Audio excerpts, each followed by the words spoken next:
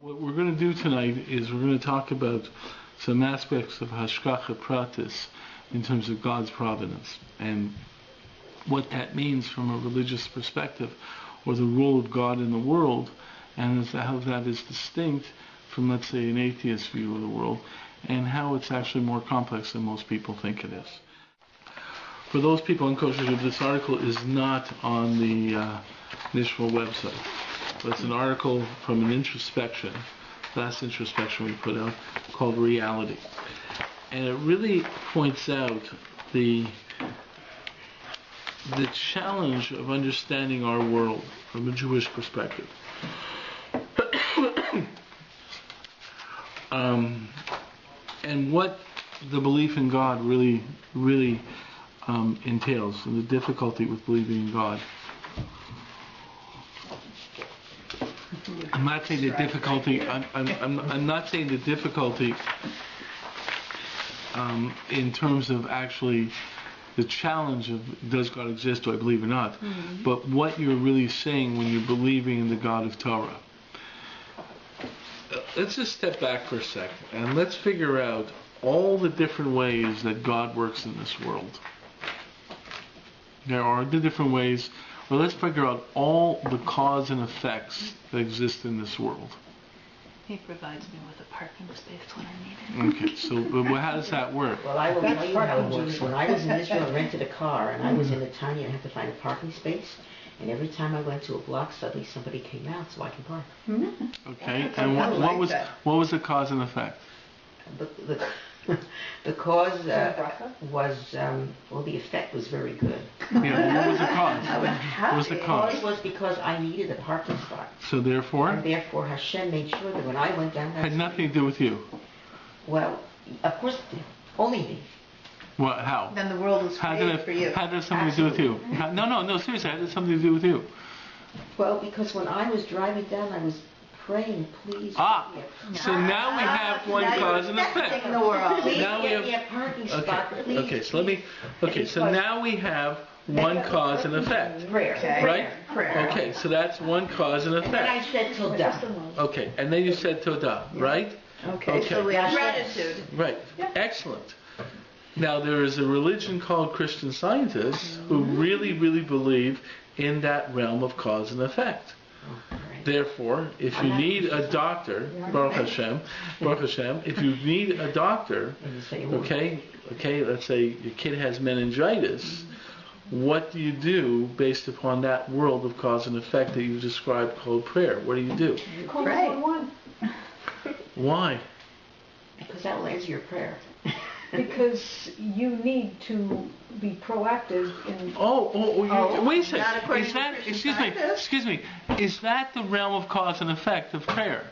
Are you talking prayer? Proactive, okay. But What? I'm talking about you can't, as you said about Gilad Shalit, you can't, there are some times when we'd all like to sit back and let somebody else drive, because I just don't want to drive this way. But when you are called upon to grab that wheel and navigate. I'm not disagreeing with you. I'm asking you what cause and effect are you talking about? What's the realm of cause and effect that you're talking about? I used resources at my disposal. Let's call it natural cause and effect. I call a doctor, right? Okay. So here, kid has meningitis. Got two ways of responding to it. Right? Wait a second. One is prayer. Right. Okay, and the other one is call a doctor. There's natural cause and effect, science cause and effect, and then there is supernatural cause and effect called prayer, right? Okay. Now wait a second. Keep it up.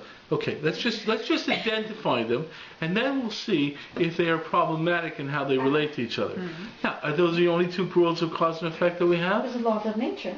Well, the second one is laws of nature. That's why you call a doctor, right? Or if you don't believe in it, you call your homeopath or your whatever. Okay. Right. That's still an invocation. But it's not fair. That happens even if you do nothing.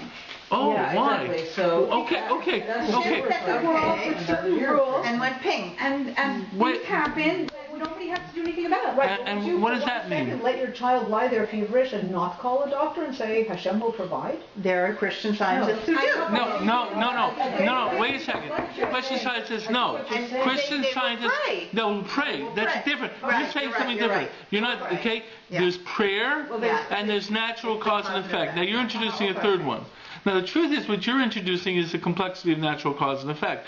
That we don't know placebo effects, we don't know this, we don't know how the human body cures himself, but there's also the argument of not doing anything. Now when you think about not doing anything, okay, what really is the cause and effect of not doing anything? Not to decide is to decide. What? No, what? You're letting Hashem make the decision. So now you've introduced Letting somebody else make the decision. No, wait a second. Now you've introduced a third thing. It must be Hashem's will. The third thing is Hashem's will, and this is extremely important for people to understand. So why do we have to? Okay, wait a second. It's very important to understand that there's a realm that is the realm of God above cause and effect and above our understanding. Now the significance of that is when people talk about anything to do with a God, that if you pray, this will happen, okay, there's a side of Judaism that says, no. Doesn't matter what you do, cause and effect don't work with God, because God is His own will. God's will is God, and therefore He will do what He wishes to do. And that really is beyond. Now let's understand. So there's three cause and effects here. One cause and effect we have right now is natural cause and effect. Let's say science. One cause and effect is the cause of prayer. Third cause and effect is there's no cause and effect except for the fact that it's the will of God, which means that it don't matter. Wait Wait a second. If you've noticed, okay, you said Tshuva Tefillah Staka. You haven't described Tshuva Tefillah Staka. You have not. All you've done on the table right now is told me the realm of Tefillah. Okay, now do you want to tell me the other realms? What are the other realms? Well, tzedakah, if I do good things, then God will do good things for me. No, karma. Karma. Now, I want to make it clear that there's a distinction between staka and tshuva, but I want to move to a different cause and effect. There may be two different cause and effects. Okay? One is what you call karma. What is karma? Fate. What's the cause and effect of karma? It's the entire universe is seeking a balance. Yin yang, whatever it is. What I would define that as is an additional cause and effect called the spiritual realm of cause and effect, which is much more tied to the mystical perspective. And let me explain this. This understanding doesn't say right or wrong. This is just saying that the mystics, it could be the realm of magic, the Khartoumim of Pharaoh. He knew how to do some hocus pocus. It's a different cause and effect. It's not scientific cause and effect. It is a mystical cause and effect, which basically different from prayer. Yeah. Okay, an example would be that Kedez Mandreis, one of the things you may want to do is check your mezuzah, right? Okay. Now the truth is, if you check your mezuzah, okay, if you're checking your mezuzah even though you checked it last month, then you haven't done anything wrong. You checked it last month, it was kosher, you put it up. Halachically, you have no obligation to check that mezuzah. Something happens to your kid, you're checking the mezuzah, because what you're saying is that if something happens like this, then there's a spiritual cause and effect that has nothing to do with right and wrong, okay, or punishment or whatever. It's basically spiritual cause and effect. So I do this and this, and that has spiritual cause and effect. There seems to be a realm like that in Judaism as well. So the point is you have, and that's not prayer. You have prayer, you have spiritual cause and effect, you have physical cause and effect, and you have God does what He wants. Okay, now I just also introduced around about another cause and effect. What's the other cause and effect that I alluded to with my previous statement? Notice how I defined the case with the mezuzah. By doing so, I was really trying to distinguish another cause and effect. Mystical. No, that mystical. Then there's the cause and effect of schar va'onish. Okay? That has something to do with right and wrong. You do something wrong, this happens. And the Gemara says, is any bad deed that happens to you means you must have did an Avera. So look into your actions. So right? then you get to communities with kapara.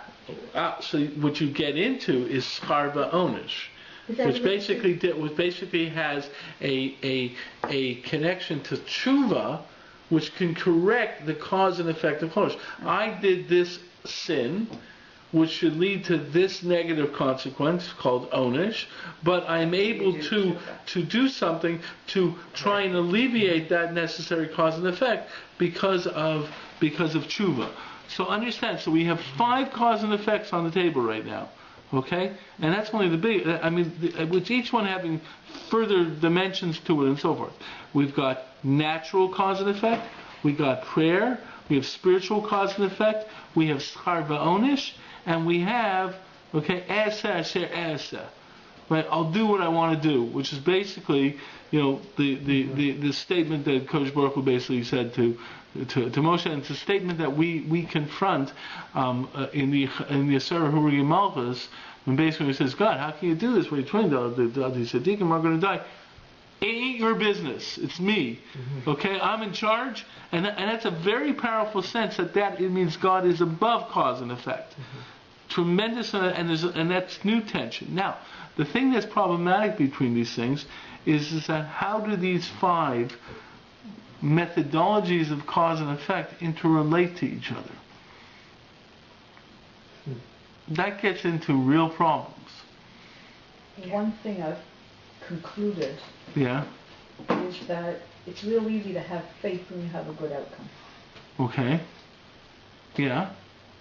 It's harder when you have. No. There is none of the tension you've been speaking about from the get-go this evening. There's none of that tension.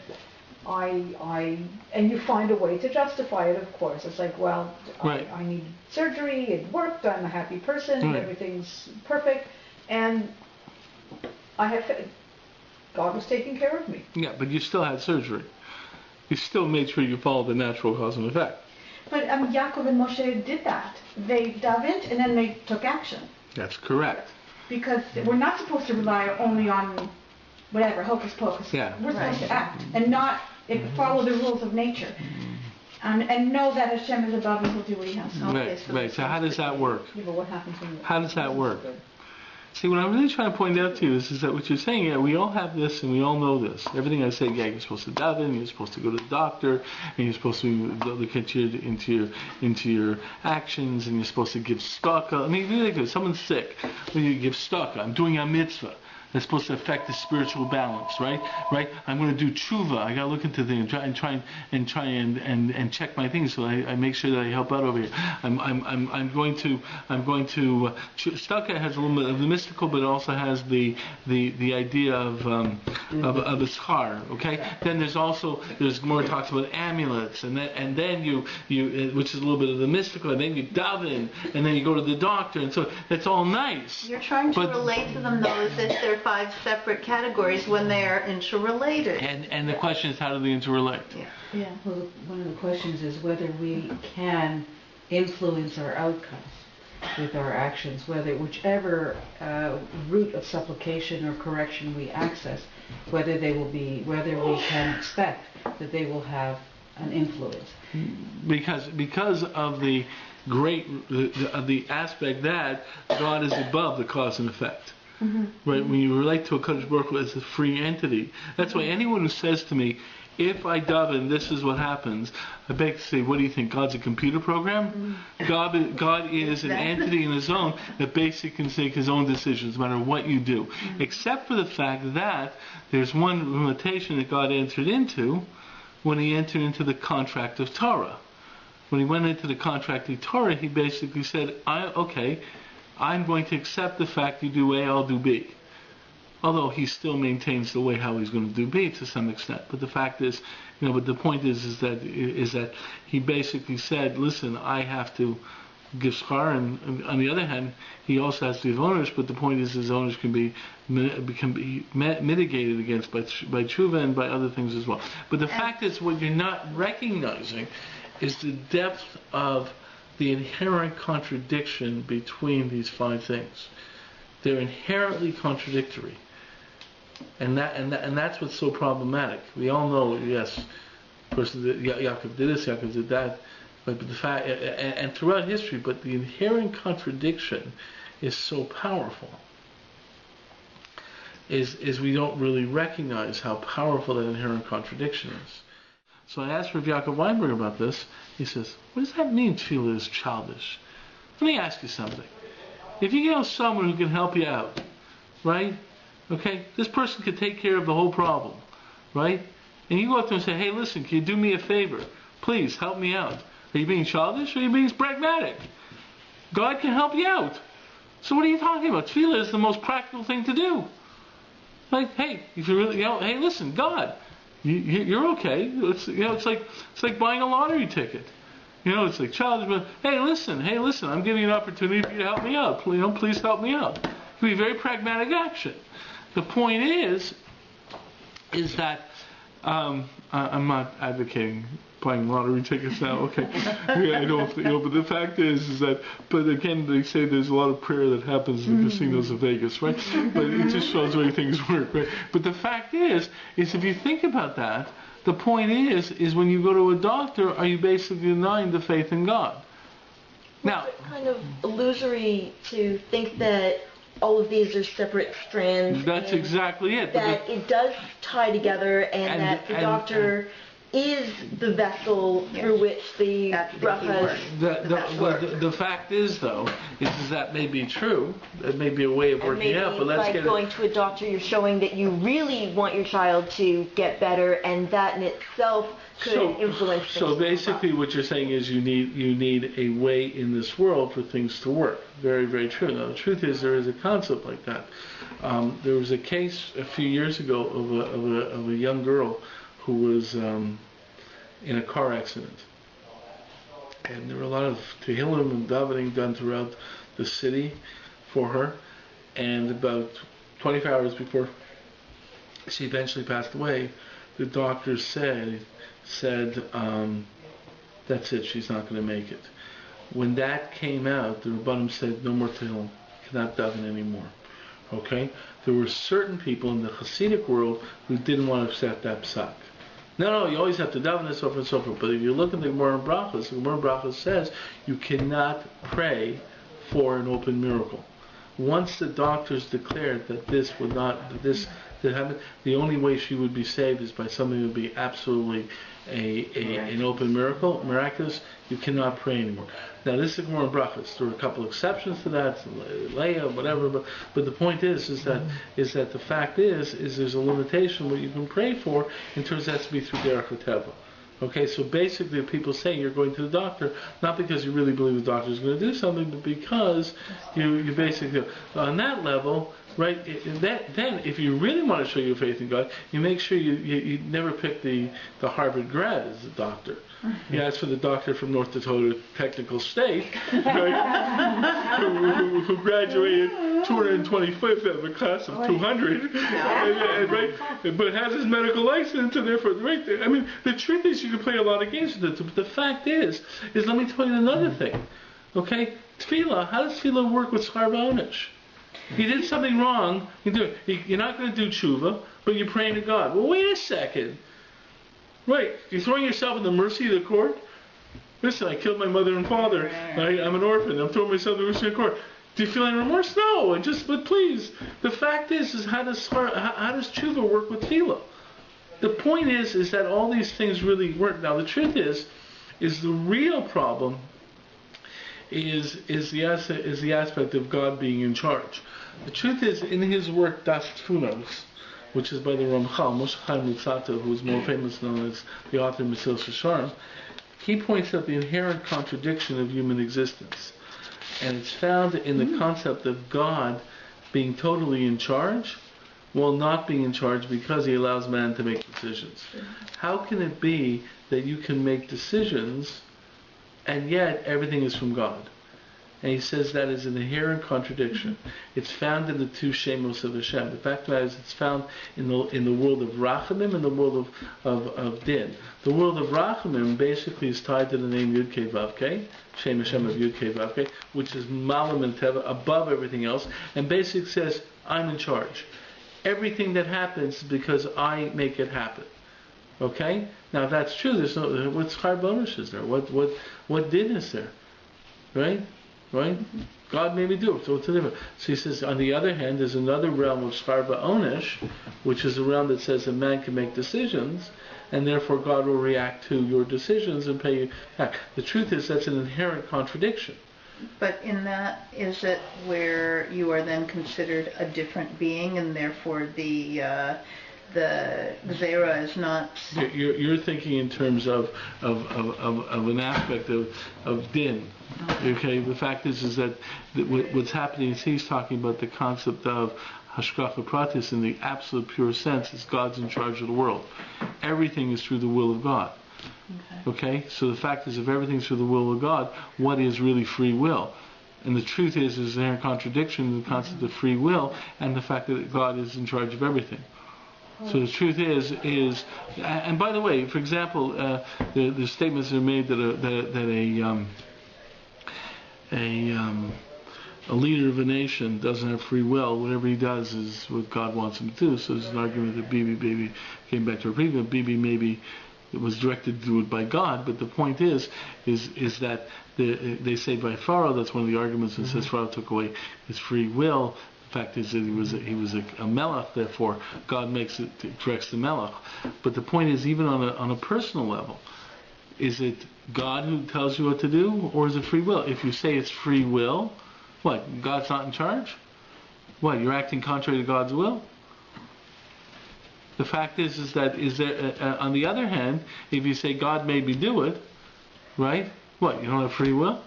And the truth is that is a tension that the Ramchal identifies and basically says that we have to accept both of them, which is an inherent contradiction in the dialectic. Now the truth is that therefore we have to accept free will in terms of responsibility that goes with free will, and we also have to accept the fact that God's really in charge. So on a certain level, God did it, on a certain level, I'm doing it, and you know, things like that, and these are tensions. When you pray, and this applies to all these aspects, they're not easily put together. They're dialectic that happens over there. And there's also contradictions. Okay? For example, in the spiritual cause and effect, when you look at the spiritual cause and effect, you're almost giving power to magic. Once you give power to magic, are you giving power to a non-divine entity? So, for example, the checking of mezuzahs are people who very much... If you didn't check your mezuzah, there's a halachic requirement to check the mezuzah. If you didn't meet the halachic requirement to check the mezuzah, then you better... Then if something happens, you should check your mezuzah because you didn't do what was halachically obligated for you to do. Right? Therefore, it works in the realm of schar ba'onish. But just to say, I'm going to check the divorce, what, you think that mezuzah has power? God has power, not mezuzahs. So therefore, if you check the mezuzah, even though you just checked it a month ago and met your halachic obligation, you may be saying there's other powers besides God, which gets you tied into the question of avodah zarah. Because what is avodah zarah about? Avodah zarah is about stating that there's other powers beside the power of God, which ties into the spiritual. And therefore, it gets into, well, what's in nature saying there's another power? Aren't you saying electricity is another power? No, natural powers are acceptable. But the fact is because they're defined within nature. But the fact is, believing in spiritual powers are problematic. And by the way, there's a tension like this in halachic process. When a person goes to a kever, for example, let me give you an example. Someone passes away, a person always says, should be a meilus yosher. You ever hear the term meilus yosher? Yeah, a good intermediary. A lot of people say meilus yosher, it's avodah zarah. Yeah. What do you mean? You're praying to someone else? You're asking someone else? You know, there are people who say in the song of Shalom Aleichem, you say Baruch Hu l'Shalom, right? There are people who do not say that stanza. You're not allowed to pray to angels to get to. And now the truth is, other people say, no, you're not praying to the angels to do something. You're praying to the angels to ask God to do something for you. So it's requesting from God. But there's a lot of tension in this. But doesn't everybody have angels designated? Yeah, I mean, people, but not that you're supposed to relate. The truth is, if you look at davening, there's some davening in some of the sacred things. You're asking angels to get involved. It's a big problem whenever you're asking angels to get involved. The point is that really what you're doing is you're looking at spiritual powers. What about the word luck?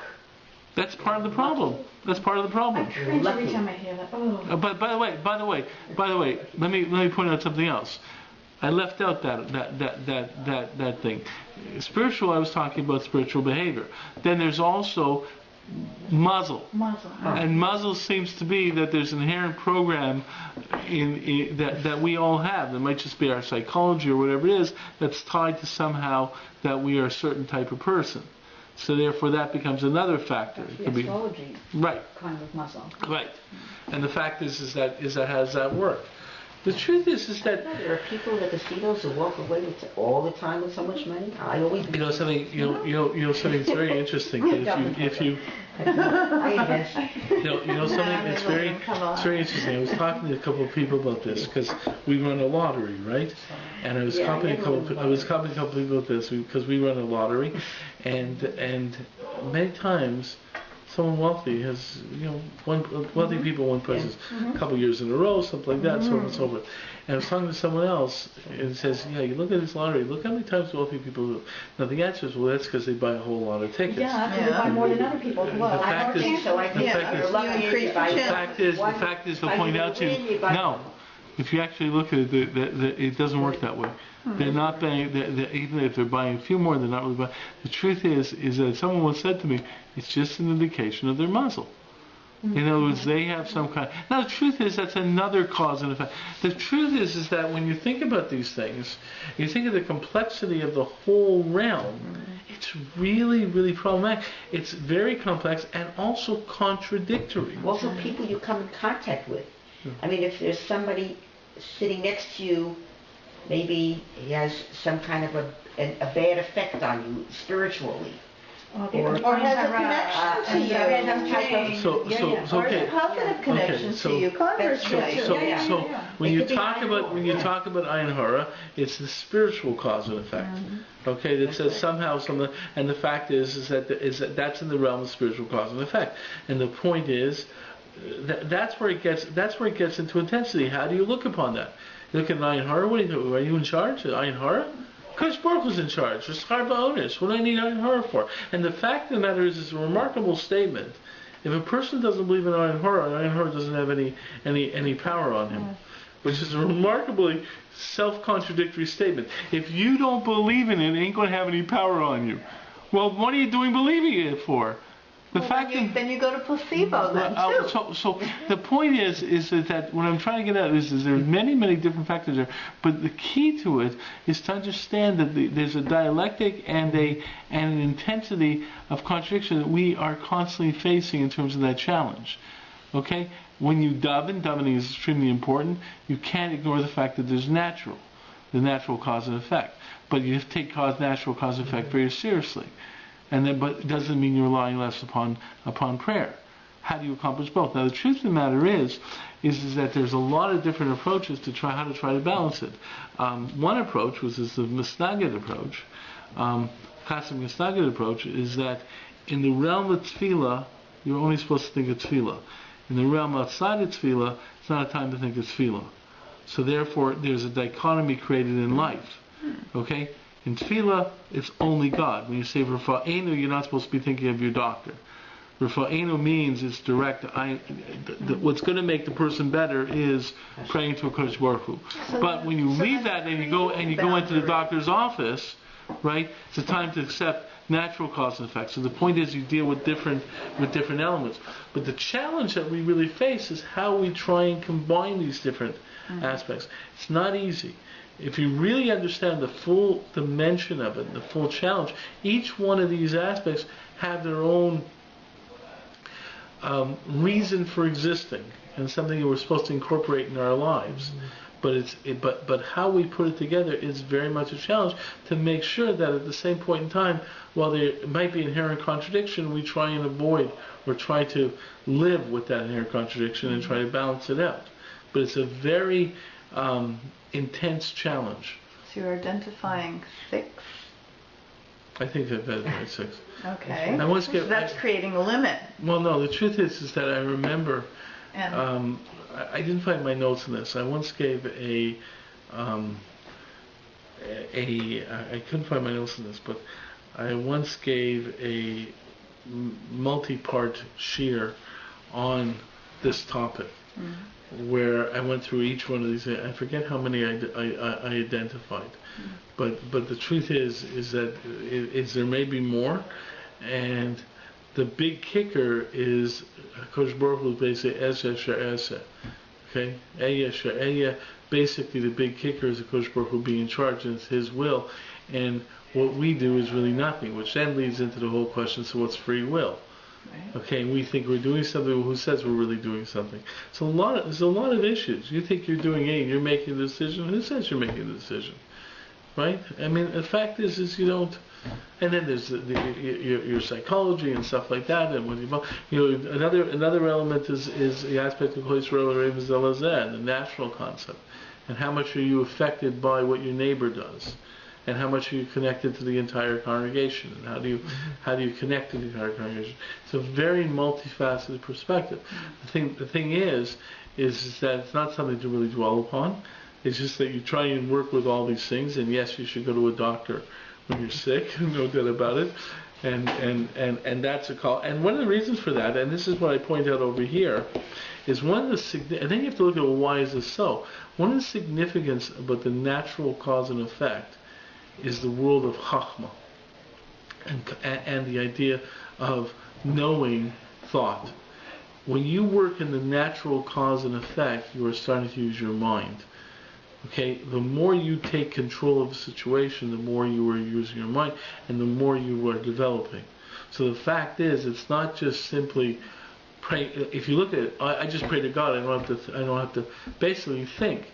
If you really look at it, let's say the Christian concept of grace in certain ways, certain forms of it is, don't think, just pray. Right? It's very interesting. If you speak to Rabbi Skobach, you'll find that a lot of times when he challenges someone about their belief in Jews for Jesus or whatever, they don't say, I'll go home and think about it. They'll say, I'll go home and pray about it. They don't want to think. The fact is that when you belong to the world of cause and effect, you're called upon to think, which means you're called upon to learn thought, and knowing A leads to B leads to C makes you a very different type of person, which generally challenges the concept of grace. Because you now take control and you have to make decisions of what's the next thing to do. So there's a value in the natural cause and effect, because that's the way you learn how to think. So there's a lot of different aspects to this. Yeah, I wanted to say that otherwise we just become non-beings. We're no better than a houseplant or a lower form of animal, where you say, it's not about me, I have nothing to do. At least this way you are developing, and you're still growing, and you're still making yourself better. And we come back to this whole business of perfecting. You may never reach perfection, but the fact is we're here to use, I'll say, what God gave us. So we have a brain, we have a mind, we have thought process, we win Nobel Prizes. We need to do that, and we need to do it for our own sanity. But the challenge of that is then you become an I. See, one of the tensions that exists, an I, right? I, not EYE, but I. Right. One of the tensions that exists in reality is that the tension of Bishvili Nivra Olam versus Ani Afer Ve'efer. But the world is created for me, but I am also, dust and. But I also have a responsibility to take my part. But the fact is that intensity of saying I can make decisions. I mean, the truth is that was one of the Christian arguments against Pharisaic ideas, that you think you can save yourself, right? You think you are able to actually do something. And the truth is that the haughtiness of the fact that I did so. Now the truth is that Rabbi Soloveitchik makes a very interesting point like this. He says there's a concept called vidui meiser.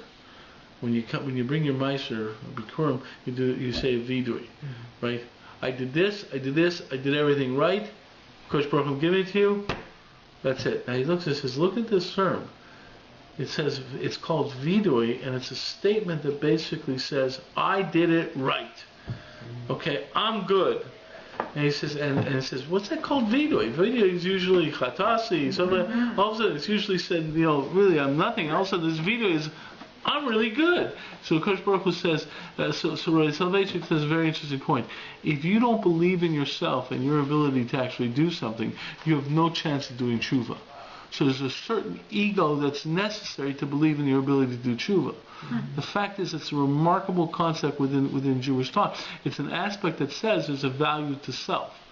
Now there's a tension, if you get further into philosophical concepts, there's a tension between, I think there's a fundamental tension in Jewish thought in the two directives that were given to Adam and Chava. Okay?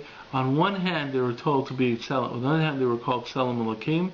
On the other hand, there was Shomer Esagan. Basically, they were Eved Hashem. There's an inherent tension between Tzelem Elokim and Eved Hashem. There's a difference between serving God and emulating God.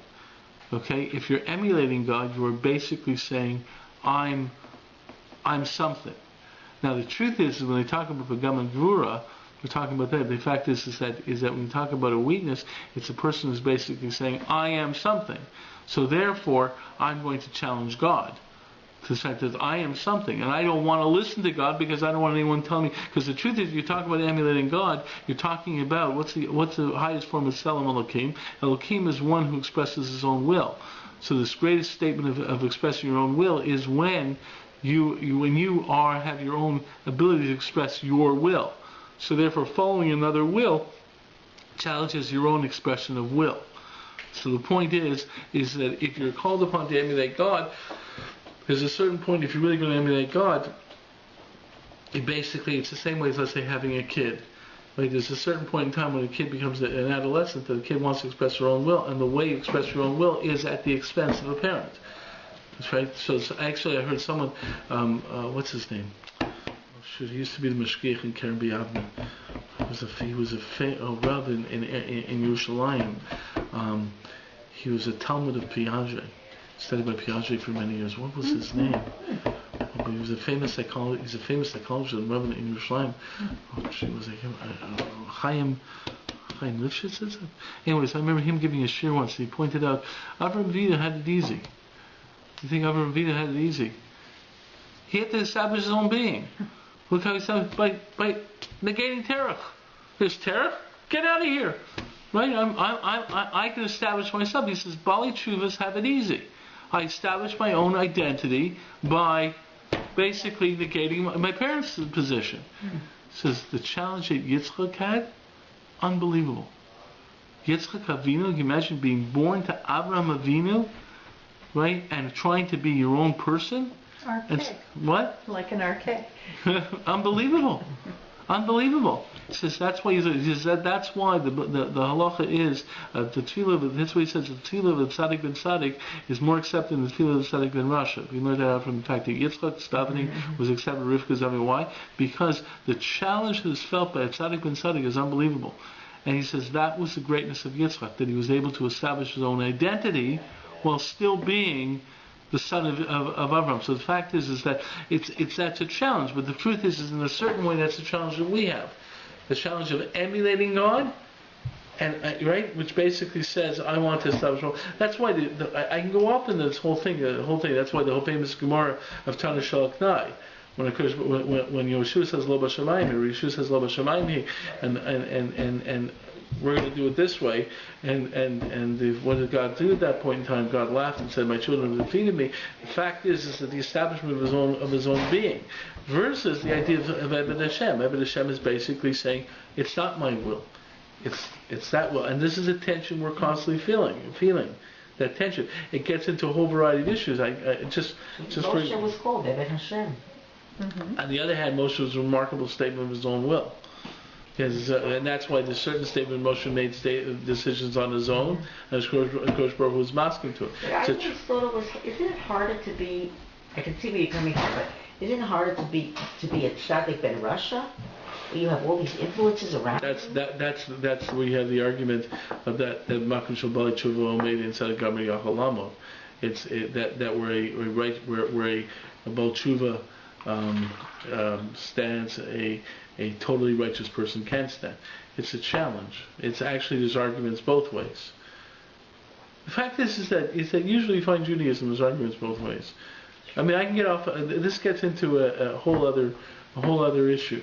But the fact is that I just want to put out the dialectic of all these things, and the truth is, natural cause and effect means you become a decision maker, versus tefillah, which basically says I'm staying back and you get involved, versus schar ba'onish, where it's based upon mitzvahs and all those other things. There's a tremendous tension of how we exist. It gets into other things also. I was once talking to a friend of mine who was a Lubavitcher rabbi, who now passed away, and we were talking about the difference in the concept of Rabbi that exists between Misnagid and the Hasidic viewpoint.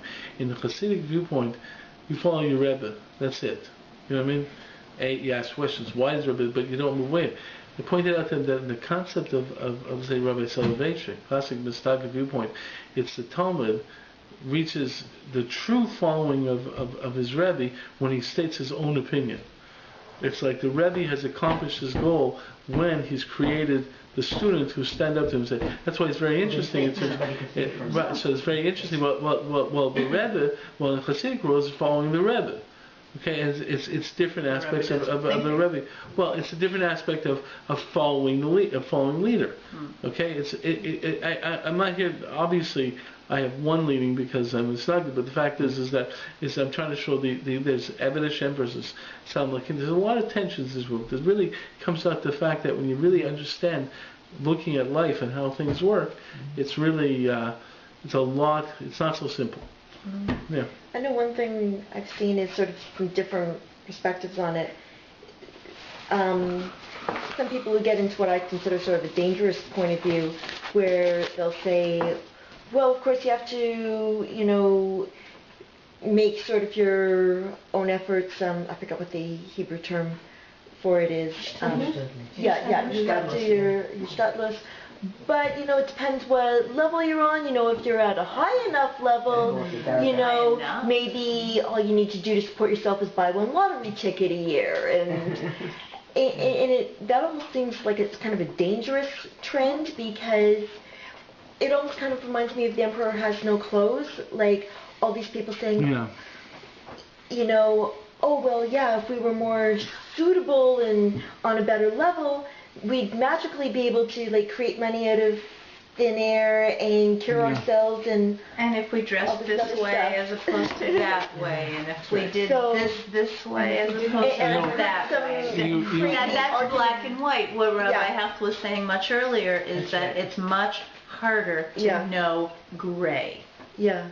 What happens? This other point of view where someone will say, oh yes, well it was, all the Rebbe working through me or something, but they sort of felt much more that vessel kind of concept where, yes, I feel that, Hashem really is pushing me in a certain direction, and that's why I'm working from morning till night, and I'm fundraising, and I'm building, and I'm going to this person, and I'm going to that person, and they sort of feel like they got their energy, by being a vessel of Hashem, and in some cases following their Rebbe. But if you look at what they were doing, they were actually working pretty darn hard. Yeah, there's different ways of integrating all these very different philosophies into the deal. The fact is that is major distinctions between the different views of Judaism. One of the things that's lost is the fact, I think it's extremely sad, is that everyone only perceives Judaism within one perspective and doesn't understand the actual multidimensional idea of Judaism, which includes disagreements between the people. That's why I got back to the Beis Hillel, Beis Shammai thing. Judaism is completely different if you're able to say, I understand there's 6 different shitas on this and different viewpoints. What occurs is, the problem with Hishtadlus is that there's a statement, for example, in Nefesh Chaim, it's Machlokes Gemara and Brachos, where it says, so Machlokes there of what people should do. So it says if Klal Yisrael is doing correctly, their work will be taken care of by, and they just can sit and learn. That was Shimon Bar Yochai's viewpoint. There's another viewpoint. I think whose viewpoint was it? Rabbi for some reason. And it says his viewpoint is no. If you're following Torah, then you still have to do your work. But like the Shema Yisrael, it says you do your work and things will be good. You have good crops. It won't be so hard work and so forth and so forth. And you'll still have time to do it, but you still have to do your work. So the question is, what's his viewpoint? What's the difference viewpoint? So the Gemara says basically many people tried to do Lishum Bar Yochai and it didn't work. Because the fact is that it's not just a matter of if I'm being a high madrega. The truth is, you really don't understand what that means. When you say, well, if you're on a higher madrega, you'll buy a lottery ticket and God will take care of you. For you to even think about it and from your perspective, you can't even understand what that means. Because you're thinking from your perspective that, if I was just a more righteous person, I'd be better taken care of God, which is a very simplistic perspective that really sees the world as only basically one of these dimensions. The fact is that there are dimensions that point out the reason we work in the natural world is because that's how you develop chokhmah. That's how you develop ideas of thought. So the point is, there's a value in working on a certain level. There's a reason why God wants you to work. I remember years ago, I once mentioned to my Rabbi the fact that, NISHMA was going so great, I'm just not a great fundraiser. So he basically said, well, I guess you better work on fundraising. Well, what are you talking about? I'm involved in this. But the truth is I never really, met that challenge. But the fact is that it was an indication that that's something you were supposed to learn. And this is just something you do learn. So the point is that you've seen the idea, but this idea of hishtadlos is misunderstood to be all I have to do is sort of work, and without ever thinking of what really should be. In other words, the thought behind it doesn't matter. Boy, if I go dig the ditches for every day and work really, really hard, God will take care of me. But the ditches weren't really necessary. You got to know what you're doing. So the point is that that's part of the problem, right? The fact is a lot of people use that term to sort of say, as long as I'm working at it or allow God to do His thing. No, there's a value in working on that in the natural cause effect. You learn how to think. You learn how to deal with the world. And the thing is, that schar doesn't necessarily come to you directly. It might come 2 generations later. That's a further issue. You don't know how these things work. That's right. You really don't know how things work. But and there's a lot of different elements involved in this. And the truth is there is an idea of being in the right, that you're lucky to be in the right place at the right time. But the fact is there's also, a matter of working and so forth. And it's all when you. What bothers me is when you simplify the formula, you start seeing weaknesses, right? You start seeing weaknesses. The world of natural cause and effect means you have to think. It means you have to work out things. It means you have to be on top of the situation, trying to work out things. That's how you learn. That's how you grow. That's how you deal with things. And that is also part of what is expected of us. Now then you throw prayer into this, and you find that, well, if I'm making those decisions, isn't God not making those decisions? Am I usurping God's authority? It's a challenge. It's part of the dilemma. It's part of the challenge of understanding how these things come together. Okay? Yeah. In all this discussion, I keep thinking you're talking about the contradiction, and yet we function with both of them. I keep thinking of the nature of light. Light has some of its nature is it behaves like particles, but it also be like ways, and well, which is it? But it does both. Right. And okay. There's light and whatever, it works. Right. But there are many things like that in Judaism. Right. Right. A lot of things like that. There really is. There is all these different elements of life have their place and their value, and the fact is that it's all. And even if you look in terms of what really is the right thing to do or not the right thing to do, like for example, you take certain mitzvahs, right?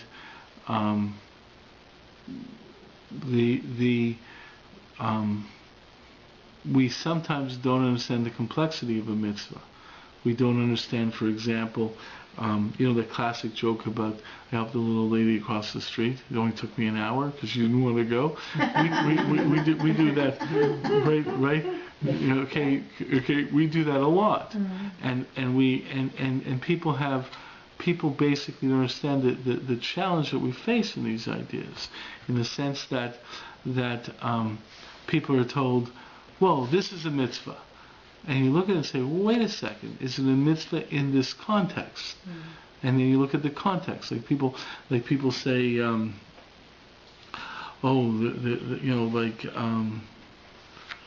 once had a shiloh like this. There was a couple in Israel who were there for medical reasons. And the woman, Rahman al-Islam, passed away in Israel. And a few months before, she actually asked me, said, if I pass away in Eretz Yisrael, right, what should I do in terms of the burial? And she basically asked me if she could be taken back to, like everyone flies her, can we come back to Toronto for burial? So I looked around, talked to people about it, and said, listen, what was her thinking? Her thinking was that she wanted to be available for her children in Toronto, her husband, and that it would be more comforting, and it would be more, more visits to the Kebron. On the other hand, there's a value in burying in Israel. So she was wondering, is there a value? So I said, listen, it's your decision, but I think if that's your decision, it can be made. It was a very decision. Now some people got really, what are you talking about, Eretz Yisrael or something? Truth is with different contexts and different perceptions. The fact is, you look at these things in certain ideas. There's certain things where, in terms of a lot of things, like a lot of times when people are pushy about doing a mitzvah, right? At the same time they're pushy about trying to get someone to do a mitzvah, they're forgetting midos.